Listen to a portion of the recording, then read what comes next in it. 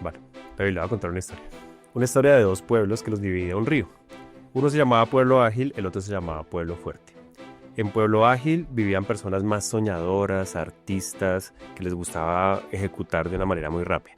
Y en Pueblo Fuerte vivía gente como un poco más conservadora, que le gustaba mucho planear. El puente que los unía, el invierno se lo llevó.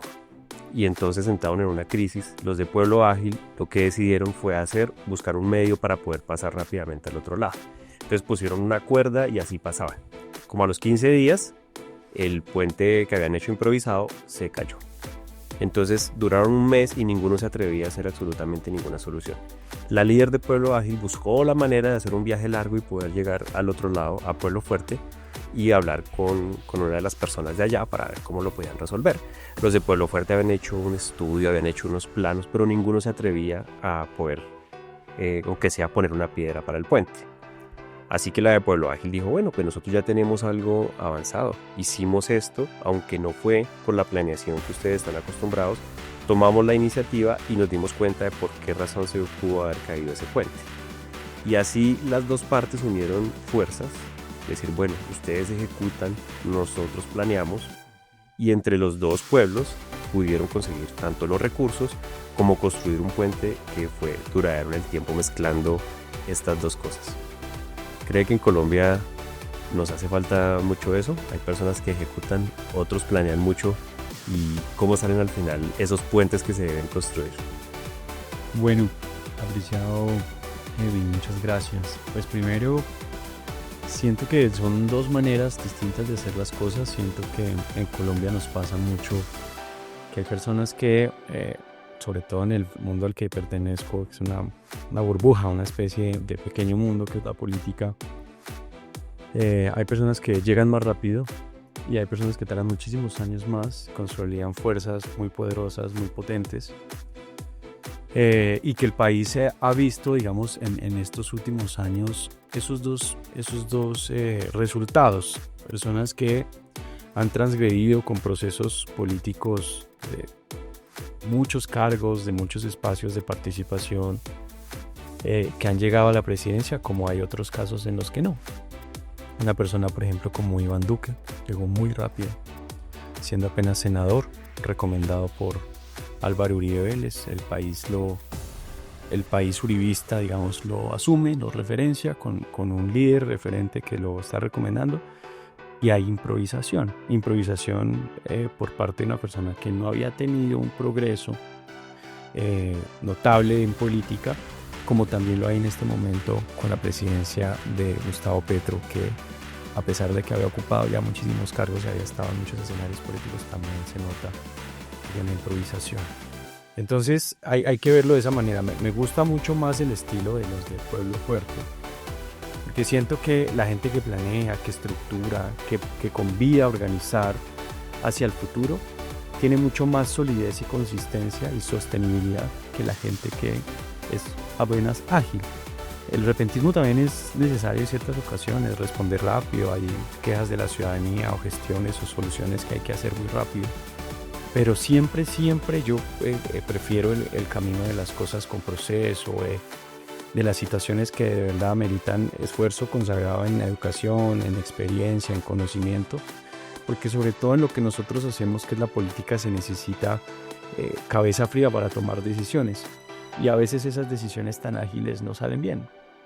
Pueden ser momentos de respuesta muy propios, que no fueron consultados y que lamentablemente salieron mal. De pronto los de Pueblo Ágil tuvieron una solución muy rápida en un momento, y esa solución no fue la esperada o salió mal, y se dañó ese mecanismo de sacar a las personas.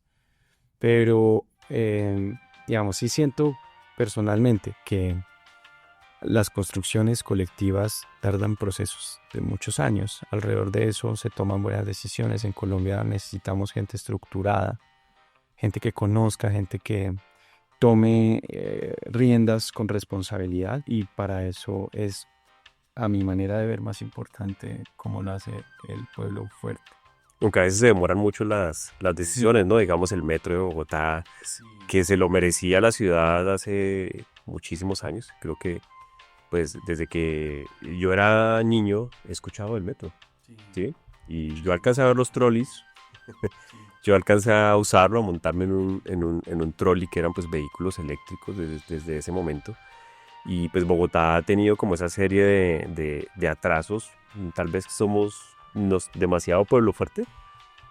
Nosotros hemos tenido una tradición de alcaldes notables, de alcaldes que han sido, digamos, recuerdo muy bien la primera alcaldía. Yo era joven, digamos, joven, relativamente joven, pero adolescente, digamos. La primera alcaldía Enrique Peñalosa. Hay procesos de ese momento de la historia de Bogotá que todavía son muy importantes para la ciudad en movilidad, en infraestructura, en desarrollo urbano. En su segunda alcaldía, Enrique Peñalosa también dejó estructurado lo que es el metro de Bogotá, que tiene un avance también muy, muy notable, importante, entre el 58 y el 60%. Hay improvisación también cuando Gustavo Petro fue alcalde de Bogotá, nomás en la entidad donde después tuve la oportunidad de trabajar, que era el Instituto de Participación y Acción Comunal. Tuvo como 7 u 8 directores en los 4 años. En esa misma dirección, Enrique Peñalosa, en la siguiente administración, solo tuvo un director. Eso mismo está pasando hoy en los ministerios. Hay una constante movilización de funcionarios, una rotación muy alta, una dificultad para tener procesos que sean permanentes en el tiempo, que sean consecuentes, que sean coherentes. Esa burocracia permea las instituciones y no debe ser así. Cada vez que una persona nueva llega, reinicia un proceso que probablemente estuviera marchando bien, o que si no estaba marchando bien tenía posibilidad de corregir, pero no, todo vuelve a empezar desde ceros. Entonces en Bogotá hemos contado con gobiernos muy buenos, personas muy buenas, como también hemos tenido gobiernos lamentables. El proceso del metro de Bogotá, para ponerlo en la metáfora del pueblo fuerte, no es una decisión únicamente basada en que sea importante o no el metro, porque todos sabemos que el metro de Bogotá es muy importante.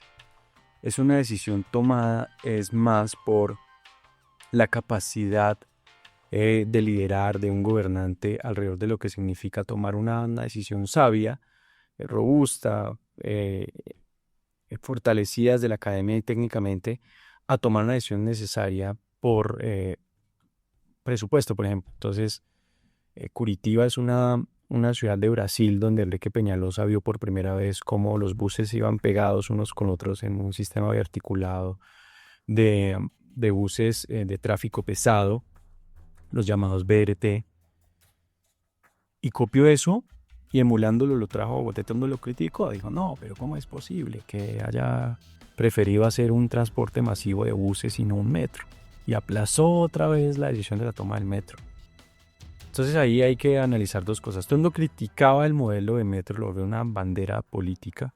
Incluso cuando la gente está inconforme con un político como él, destruye la infraestructura pública del Transmilenio. Van, rompen los vidrios. Esa es la razón por la cual, no recuerdo su nombre ahora, pero en apodo sí, EPA Colombia está en este momento en el Buen Pastor, Taneidi Barrera creo que es su nombre. Y ella, claro, se les volvió el Transmilenio un polígono donde había que ir a destruir porque eso era de Peñalosa o porque era una bandera de la derecha, etc.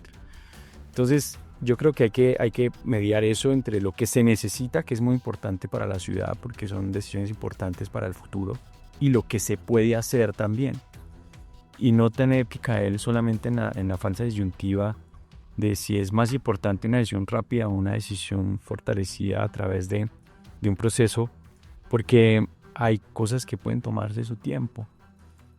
Por supuesto no tanto, pero como el Petro, 80 años, pero ese es un ejemplo de lo que se ha demorado más, que ha sido dramático para Bogotá.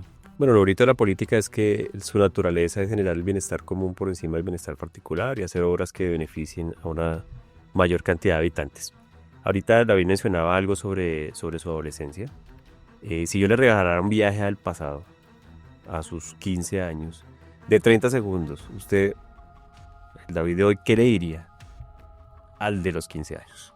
En 30 segundos. Que me hubiera involucrado más rápido en política. Muy joven, muy joven. ¿Cuándo comenzó su primera pinito en la política? Yo tenía cerca de 21 años cuando toqué las puertas pues digamos, del mundo de la política. Yo conocí el Consejo de Bogotá cerca de mi edad, entre los 21 y los 22 años, creo yo. Algunos amigos míos trabajaron en el Consejo de Bogotá y rápidamente empecé a tener un referente allí que era Carlos Fernando Galán. Han pasado más de 13 años desde que conozco a Carlos Fernando y yo hubiera querido empezar antes, por ejemplo. A los 15 años me hubiera parecido fenomenal haber empezado en el mundo de la política. Y en el salón de clase no se lanzaba de personero o algo así. Sí, digamos que justamente por eso es remontarme a esa época, es porque precisamente tengo un tío que se llama Alfonso Murcia, que fue alcalde de Chiquinquirá, Boyacá, que es donde yo nací. Entonces la directora de mi colegio, de donde estudié la primaria, yo tenía 5 años, 4 años cuando mi tío fue alcalde y me decían alcaldito. Entonces tengo un marco de referencia desde muy niño de la política. Y pues por supuesto todo el mundo me decía, su tío el que hizo este puente, pero su tío también cometió este error, pero mi madre, el resto de la familia nadie hizo política, pero mi madre, siendo maestra, sí fijó una posición dentro de su escuela, y es que cuando mi tío se lanza a la alcaldía de Chiquinquirá, tal vez ha sido el único y además el primer alcalde, el primero y el último alcalde liberal que ha tenido mi pueblo. Pegó en su escritorio de docente en la sala de profesores el sticker, digamos, la etiqueta de la campaña de mi tío Alfonso. Y eso fue, digamos, una revolución porque los docentes no intervenían, y se le da a su hermano, por supuesto, pero no intervenían públicamente con un stencil o una calcomanía de un político. Y mi madre lo hizo convencida de que su hermano estaba bien educado por sus papás, es decir, mis abuelos, y que iba a ser un buen alcalde para Chiquinquirá. Eso, además, en el futuro inmediato, cerca de los 16 años, llevó a que mi mamá me invitara a sus foros de la democracia que se hacen justamente en este mes, el 18 de agosto, porque es el Día de la Democracia en conmemoración al magnicidio de Luis Carlos Galán, a que yo hablara de juventud, porque era joven, y de política, porque me gustaba la política. Hablo de empezar en este mundo de la política más joven, es decir, en haber participado en procesos políticos más joven, porque a mí siempre me ha interesado la política y he estado muy a gusto en la discusión y en el debate, pero sí debí ser, por ejemplo, yo fui representante estudiantil de la universidad, pero no en el colegio, en el colegio apoyé a otra persona para que fuera personero.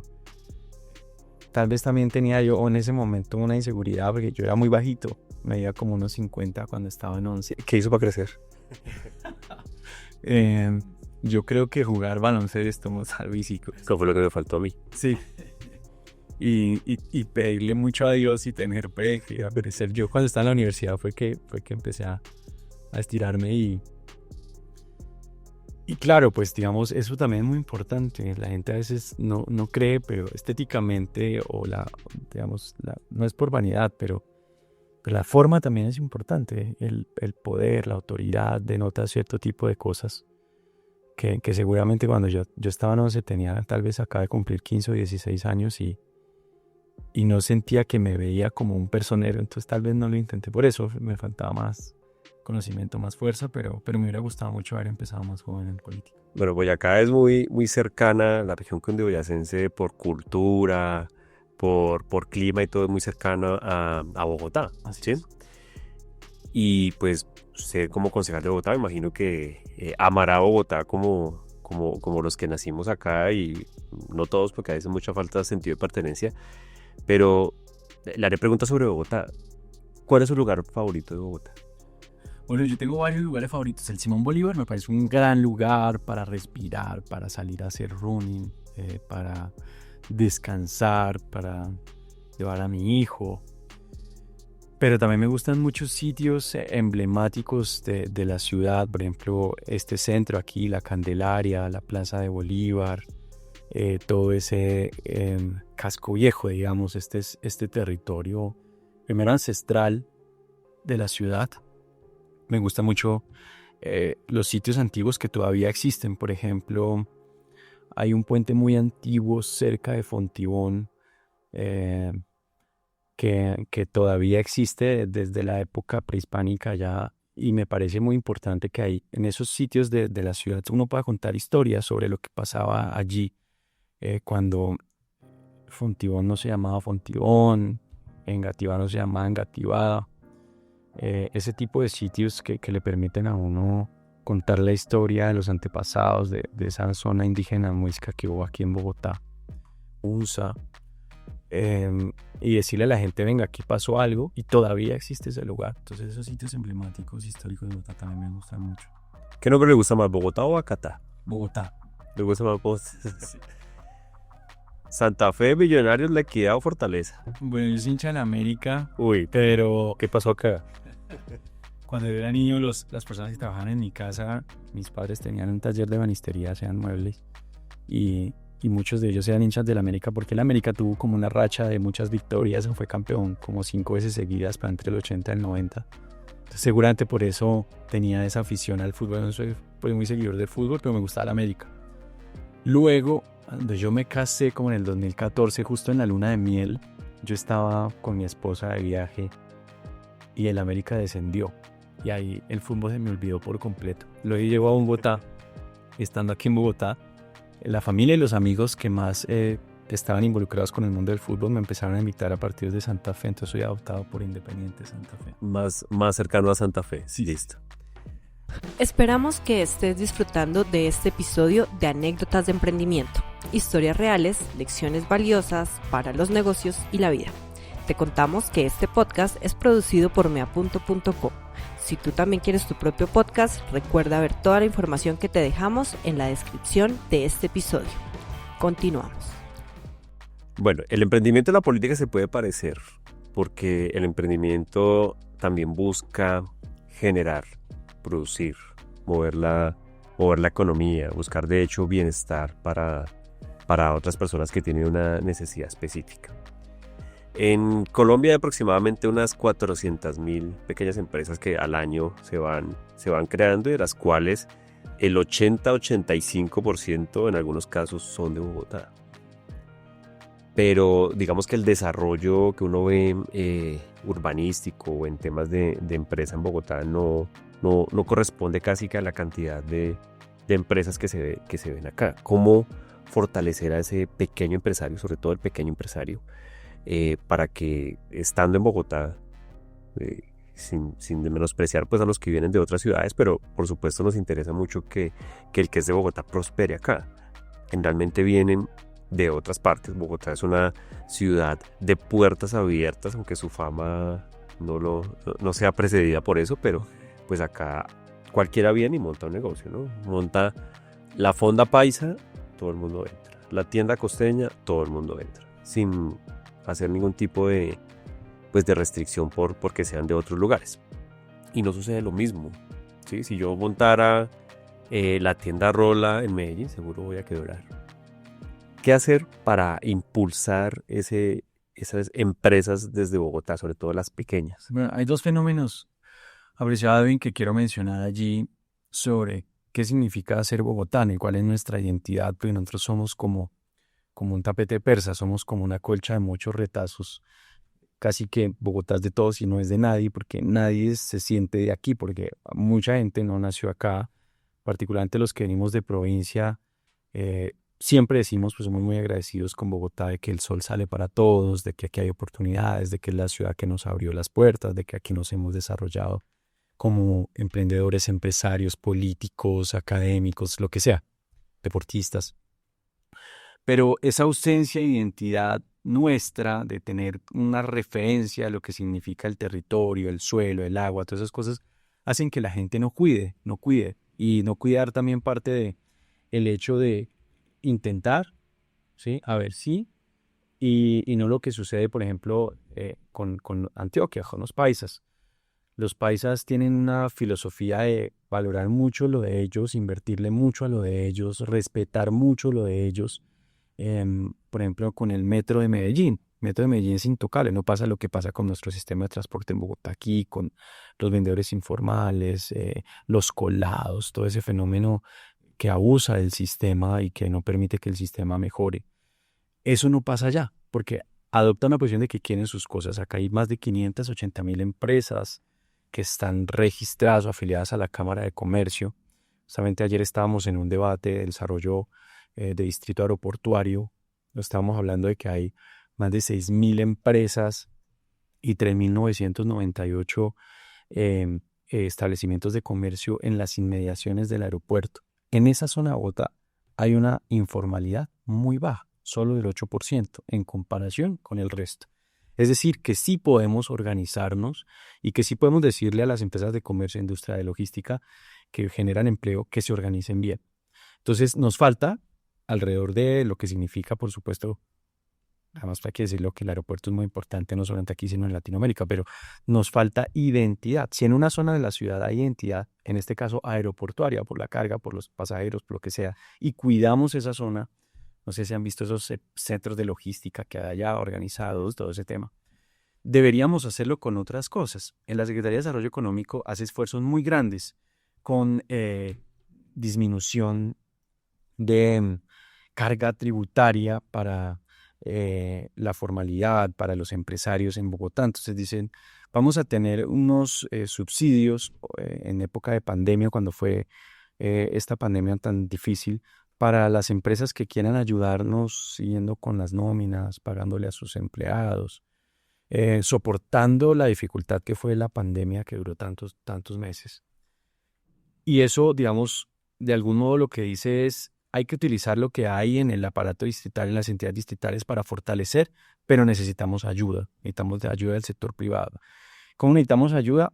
Pues organizándonos, agremiándonos. Aquí en Bogotá hay gremios muy poderosos en el sector de la construcción, en el sector de la industria, que al agremiarse funcionan y de verdad determinan. ¿Qué es lo que pasa con la pregunta, y qué pena que me extienda tanto con el tema de los emprendedores?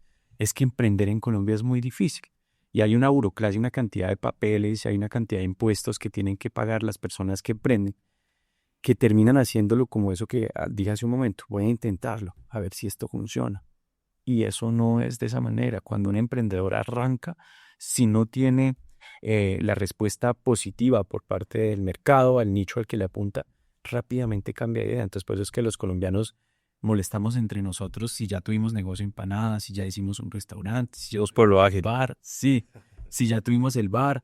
Casi que yo con todos mis amigos, güey, yo ya tuve un bar, sí, ya tuve un bar. ¿Usted ya montó un restaurante? Sí, ya monté un restaurante. Entonces se vuelve un tema demasiado ligero por nuestras propias condiciones del subdesarrollo y de la situación que vimos en Latinoamérica. Pero ahí es muy importante que el discurso del gobernante de turno, del gobierno, que representa al Estado, sea fuerte en la capacidad de invertir en el sector privado. El sector privado genera empleo, ¿sí? El comercio es lo que permite de algún modo esa constante transacción de recursos. Y Bogotá, por lo menos Bogotá tiene mucho mejores indicadores que el resto del país. Entonces es raro que pase eso. Aquí estamos creciendo al 1.9%, mientras en el resto del país se crece al 1.7%. Bogotá es punta de lanza realmente del desarrollo económico de todo el país. Pero desafortunadamente pues no estamos bien administrados en el gobierno nacional. Entonces todo el mundo dice, bueno, ¿y qué pasa? Entonces aquí dice, pues hay mucha informalidad, es altísima la informalidad en Bogotá. No hay un apoyo gubernamental, no hay apoyo a la nómina, no hay... Todo es una cantidad de cosas. Y ahí aparece un tercer fenómeno y con eso termino, y es el tema del gota a gota.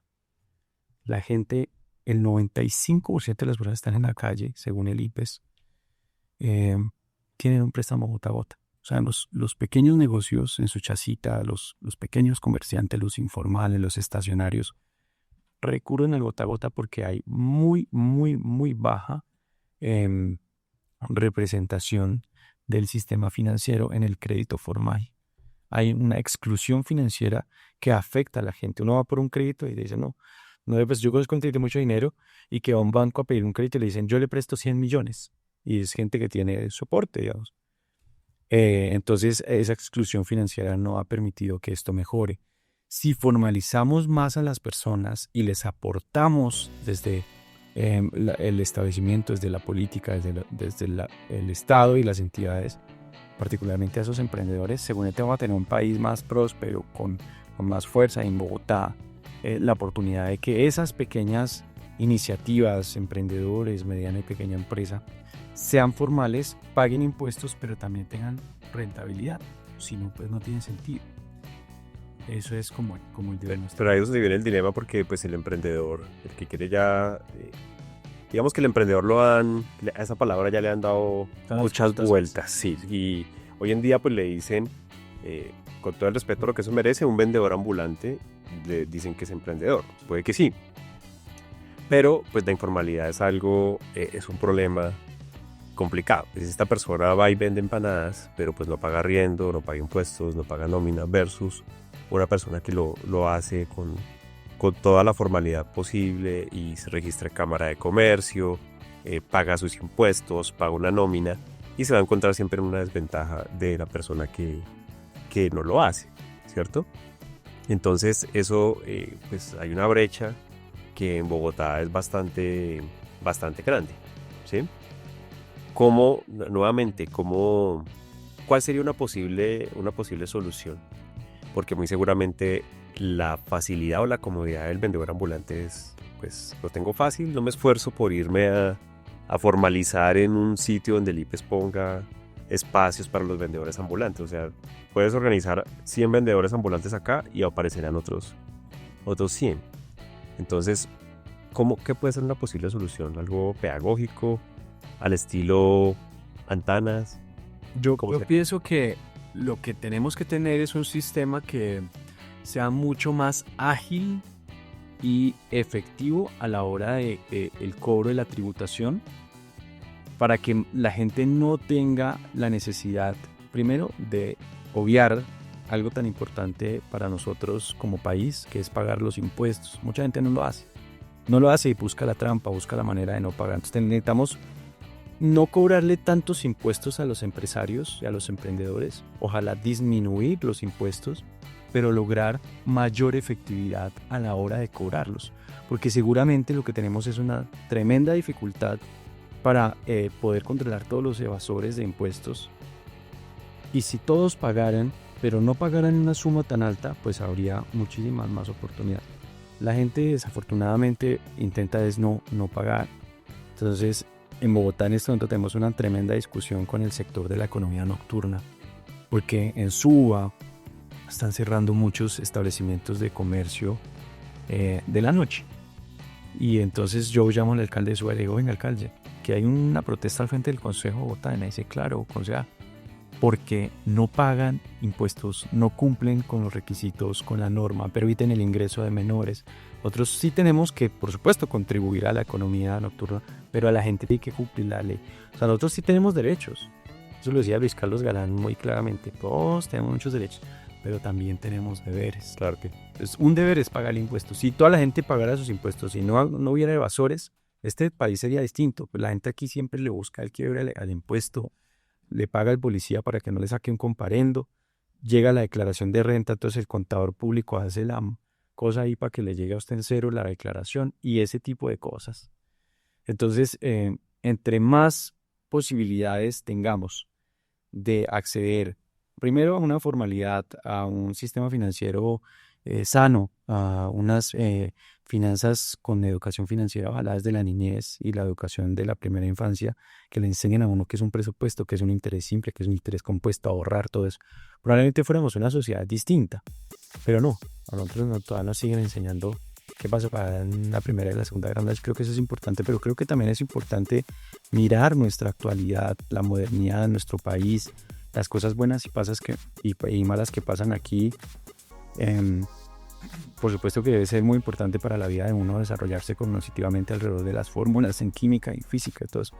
Pero también es importante la crítica, ese sentido crítico, esa responsabilidad que tenemos todos de confrontar, de tener una lógica que es elemental, una formación, yo creo que mucho más pragmática alrededor de lo que significa ser un ciudadano, que solamente es una cosa que exige. Ser ciudadano es también un deber que conlleva la carga del civismo, por ejemplo, ser cívico, con sus formas, con sus maneras. Ser buen ciudadano es pagar impuestos. Hacer la fila. Entonces yo sí creo que esto podría mejorar mucho. Hay gente que dice, por ejemplo, Daniel Quintero acaba de decir: vamos a quitar las cámaras de comercio de Colombia, que eso no sirve para nada. Al contrario, lo que tenemos que hacer nosotros es mejorar lo que representan las cámaras de comercio para ustedes, para los empresarios, para los comerciantes, para todo el mundo. No es solamente una entidad que le cobra a uno una plata por tener una afiliación, sino qué le permite a usted en la Cámara de Comercio, cómo lo capacita a usted. ¿Para qué sirve estar en la Cámara de Comercio afiliado? Esa ese de matrícula mercantil, ¿para qué es eso? La gente no sabe. La gente dice, tengo que pagar una matrícula mercantil.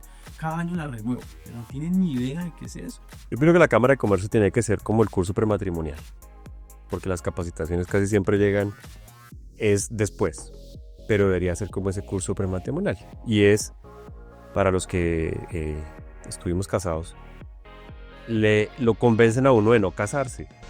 ¿Sí? Venga, no se case porque puede tener este problema, esta dificultad, y entonces entra el abogado, entra el doctor, entra el psicólogo, entran no solo sacerdotes, sino una serie de profesionales para decir, mire, las consecuencias de casarse, o peor aún, de separarse, son estas.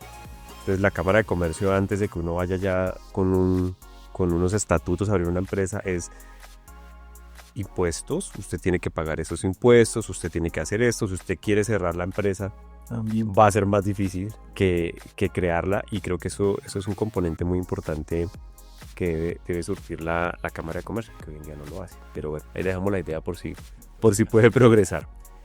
¿Quién es David Saavedra? Bueno, yo soy antes decía soy un joven político, ya no soy joven. Yo soy un boyacense, nacido en Chinquirá, estudié aquí. Muy idealista, tal vez sea una persona muy idealista. Estudié aquí en la Universidad en Bogotá, algunos semestres de filosofía en la Universidad Nacional y en la Universidad de la Cámara de Comercio de Bogotá, en Uniempresarial, estudié administración de empresas. Con muchos sueños, tal vez soy un soñador, soy una persona sencilla, humilde, que ha venido construyéndose desde un barrio tal vez muy, muy humilde de Chiquinquirá, donde nací, en la calle 13 allá, y con una posibilidad que me dio mi madre y mi padre, pues particularmente mi madre, de una formación en valores liberales, con unos referentes históricos de este país, que lamentablemente todos mis referentes pues han sido asesinados, y eso también es un peso muy poderoso que nos ha conmovido profundamente. Digamos, mi madre siempre me hablaba de Rafael Uribe Uribe, que fue asesinado aquí en la Plaza de Bolívar a hachazos, de Jorge Eliezer Gaitán, también aquí muy cerca donde estamos en la Séptima, fue asesinado, de Luis Carlos Galán, que fue asesinado en Soacha. Jaime Garzón, cuando yo tenía unos 12 años, en el año 99, eso sí me dolió dramáticamente, me perjudicó, digamos, psicológicamente mucho el asesinato de Jaime, porque yo entendía por qué matar a una persona que confrontaba, que criticaba, que hacía un análisis profundo de la realidad, pero que además hacía reír a la gente. Es que eso es terrible. Y entonces, claro, eso me ha formado a mí como una persona que ahora trabaja en política, que ha ocupado unos espacios. David Saavedra es también amigo, David Saavedra es también padre, esposo, compañero, y David Saavedra ha ocupado en algún momento de la vida unos espacios importantes en su trayectoria al lado de Carlos Fernando Galán. Yo tuve la oportunidad de ser coordinador de territorio en la localidad de Usaquén, lanzarme para ahí en el año 2015, de ser asesor en el Consejo de Bogotá, de ser funcionario de algunas entidades del distrito, de ser coordinador del equipo territorial de Carlos, de ser su jefe de movilización en las campañas a la alcaldía. Y la vida me ha dado la oportunidad de ser concejal de Bogotá, de servirle a esta ciudad. Entonces, además de que soy todo eso, también soy un hombre con vocación de servicio. ¿Pero su hijo cuántos años tiene? 5. Y está muy chiquitico, pero ¿cree que él tiene ese espíritu también de ser líder político? Le gusta hablar mucho, le gusta que le pongan atención, tiene un repentismo, es inteligente. Ojalá, a mí me gustaría mucho que él fuera un sucesor de todo este proceso. ¿Cree que una virtud del político es más hablar o escuchar? Yo creo que el político tiene que saber hablar. Yo creo que la capacidad de un buen político es el verbo, pero uno no puede hablar si no escucha. De hecho, a mí mi mamá me enseñó eso muy niño. Me decía, David, ¿tú sabes por qué los mudos no hablan? Y yo decía, mamá, ¿por qué no pueden? Me decía, no, casi todos los mudos son sordos, sordomudos. y no pueden hablar porque nunca han escuchado el sonido, no pueden imitar, que es lo que hacemos todos los seres humanos cuando nos estamos formando, imitamos sonidos, imitamos palabras, y por imitación, digamos que uno tal vez aprende el lenguaje. Eso es en la política algo muy parecido. La gente me dice, ¿usted lee mucho? Yo leo mucho, pero escucho más, porque casi que la vida le dice a uno, si usted lee se forma, pero si usted escucha, usted puede entender. Y escuchar a la ciudadanía, escuchar a la gente, cuando yo estoy en territorio, tú no estás esperando que los políticos echen tremendos discursos, ¿no? Pero yo intento es como ir a escuchar. Y siempre que me conozco con una persona o que tengo una referencia con alguien, pues me siento y lo escucho. Escuchar es un valor muy importante, un principio también de respeto. Que la gente cuando lo busca a uno y quiere que uno lo escuche, uno tiene que escuchar. Bueno, la inteligencia artificial, pues hace muchos años existe, pero hoy en día está en un mayor auge. Y pues dicen que la inteligencia artificial, de hecho, pues está reemplazando personas, reemplazará a los políticos. Pues ojalá, yo creo que ojalá la inteligencia artificial sea bien utilizada. Yo no creo que la política se extinga, porque la política parte de una connotación de emoción que despierta en la gente. Mucha gente detesta a los políticos, los detestan, mucha gente. Pero le apasiona el discurso, la deliberación, el debate, o que haya una referencia sobre una personalidad en política que quiera trabajar, se apasiona, genera unas emociones que la inteligencia artificial no genera. Entonces, tal vez con el paso de los años y el tiempo, la inteligencia artificial nos diga por dónde debemos ir. Pero yo creo que la emoción de la política, esa manera de persuadir a través de la retórica que existe hace muchísimos años, desde la polis de los griegos, hace más de 2500, 2700 años. La gente hoy todavía en las escuelas, en los liceos, en las academias, se enseña eso, la capacidad de persuadir, la capacidad de hablar, el sentimiento que genera una palabra. Y eso no lo tiene la inteligencia artificial, no despierta emoción. Yo creo que la política será eterna mientras alguien tenga una idea y esa idea le parezca buena a otra persona y pueda persuadirla y sembrarla para que se reproduzca. Debe ser eso. ¿Será que un empresario entonces puede ser un buen político? ¿Tendrá una ventaja? Claro, hay personalidades en el mundo empresarial, ejecutivo, que lo han intentado. En países ha funcionado que gerentes tomen las riendas. Yo personalmente no creo que Enrique Peñalosa sea un político. Creo que es más un gerente que ha organizado y ha manejado ejecuciones con mucho riesgo, pero muy inteligentemente, y que le ha servido para hacer lo que es él. Él, hacia mucha gente no lo quiera, es un gran ejemplo de cómo la gerencia puede ser vista en la política o por los empresarios como una manera efectiva de hacer las cosas.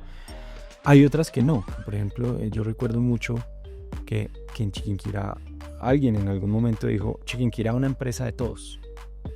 Pero parece que se enriqueció fue El alcalde. sí, lo volvió una empresa, pero para él. Y eso también es una discusión tremenda. Debe haber mucho rigor de los entes de control en la vigilancia de los recursos públicos para que ese gerente que llegue no sea un gerente que quiera tener utilidades para él mismo. Bueno, David, ¿qué consejo le daría usted a todos los emprendedores que nos ven, nos escuchan, desde su punto de vista político, como un líder político? ¿Qué consejo le puede dar a los emprendedores de nuestra audiencia? Que insistan, que persistan, que encuentren la manera de ser más efectivos a través del marketing digital, de las redes sociales, de este mundo que ha evolucionado a lo digital, porque a veces por ausencias en esa preparación, en esa formación, o por miedo también, porque la gente puede sentir miedo de todo lo que está pasando en el mundo moderno, que lean mucho sobre eso. Oppenheimer habla mucho, para que compren libros de Andrés Oppenheimer, sobre lo que significa esa transición hacia la virtualidad, hacia la academia digital. Entonces va a haber un momento en el que las universidades empiecen a se muden a ese mundo del aprendizaje a través de la capacitación digital, de las salas y aulas virtuales, de que la gente se forme en su casa viendo allá a su profesor, pero también en una deliberación que es mucho más virtual. Que no le tengan miedo a eso, porque el ostracismo es difícil si no se confronta con la realidad. Entonces, si uno dice, venga, yo me quedé aquí con mi miscelánea, pero ya nadie viene, pues hay que reinventar la miscelánea para poder hacerle frente a esa competencia que es el mundo actual. Otro consejo muy importante, que se involucren en la toma de decisiones. El empresariado, los emprendedores, el sector del comercio es muy poderoso, es muy fuerte en nuestro país. Y si son gente que cumple además con la norma, con la legalidad, como lo ordenan las leyes en Colombia, que se organicen, que se agremien, que se asocien. ¿Sí? No hay nada mejor que los gremios y las asociaciones, porque a veces uno le está hablando a una empresa o a un pequeño emprendimiento y esa persona está aislada allá. Es como una isla, como independiente y solo vela por el mismo. Pero cuando hay una asociación es mucho más fuerte para exigir, y así yo haga parte de este don de la política, sí considero que toda la gente debe exigirle mucho, mucho a sus funcionarios públicos, a sus servidores públicos, a sus corporados, a los congresistas, a los concejales, a las personas que hacemos parte de las corporaciones, porque la gente, y eso lo decía Jaime Garzón, ve al político como en un pedestal, y eso está mal. Lo tiene que ver es allá, con él, en el barrio, en el territorio, para poderle exigir. Entonces, cuando hay un poder de un gremio, de una asociación, yo me he dado cuenta de eso siendo concejal. Hoy, por lo menos en el Consejo de Bogotá, estaba mucha gente del sector de la economía nocturna en ese debate que hubo hoy. O sea, qué bueno sería que además los emprendedores de Bogotá también hagan un debate de control político. Qué bueno que sería que el sector empresarial en Bogotá se uniera alrededor de lo que significa que los concejales hagamos proyectos de acuerdo y acción normativa para favorecerlos. Pero a la gente no le interesan las decisiones en la política, ni siquiera se involucra. Bertolt Brecht decía, el peor analfabeto es el analfabeto político. No sabe que de la política se toman decisiones como el precio de la canasta familiar, el combustible, el precio de los alimentos, la educación, la salud, todo depende de decisiones políticas. Y la gente dice, no, a mí los políticos no me gustan. No, eso todos somos ladrones. Entre más se involucre la sociedad en la política, menos se va a meter la política con ellos. Bueno, David, agradezco mucho el espacio que nos ha dado. Sabemos que hay muchas ocupaciones de por medio de haber sacado este espacio para generarle algo a nuestra comunidad. Nosotros tenemos un propósito y es poder en cada episodio, aunque sea transformar y tocar así sea una sola persona, pues ya hemos cumplido con nuestro propósito general. Entonces le agradezco mucho por habernos brindado este espacio y todas sus observaciones muy valiosas para todos. Muchas gracias. Bueno, ustedes, Edwin, muchas gracias por invitarnos a este espacio.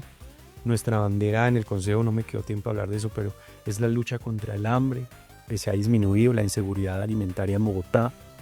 Eso parte también de hablar de la disminución en la pobreza, que también está pasando en este momento en el país.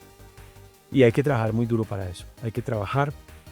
Yo los invito a que nos sigan en nuestras redes sociales, Saavedra M. David en las redes sociales como Instagram, Facebook, TikTok, en X, todo eso.